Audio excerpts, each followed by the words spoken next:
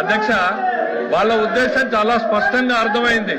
మాట్లాడేకేం లేదు, అల్లరి చేసుకుని వెళ్ళిపోవాలని.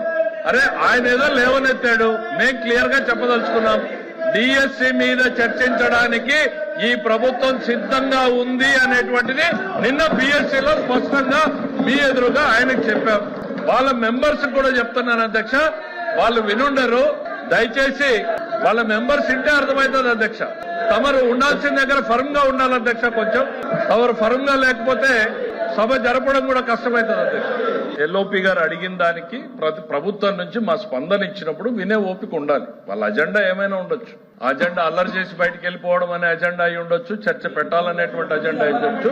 గవర్నమెంట్ వారి సైడ్ నుంచి నిన్న తమరి సమక్షంలో చాలా డీటెయిల్డ్ గా మా వాయిస్ ని వినిపించాం. డిఎస్సి మీద చర్చించడానికి ఈ ప్రభుత్వం సిద్ధంగా ఉంది.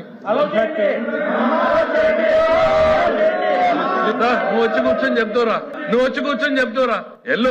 మీరు లెజిస్లేటివ్ అఫైర్స్ మినిస్టర్ చెప్పేటప్పుడు ప్రభుత్వ ఆలోచనని వినకుండా మీరు డిక్టేట్ చేయాలనుకుంటే జరగదు, ఇంపాసిబుల్. ప్రజలు ఎవరు ప్రభుత్వాన్ని నడపాలి అనేటువంటి నిర్ణయాన్ని ప్రజలు డిసైడ్ చేశారు. ప్రభుత్వాన్ని ఎట్లా నడపాలి, ఏ సబ్జెక్టులు తీసుకురావాలనేది ప్రభుత్వం ఛాయిస్.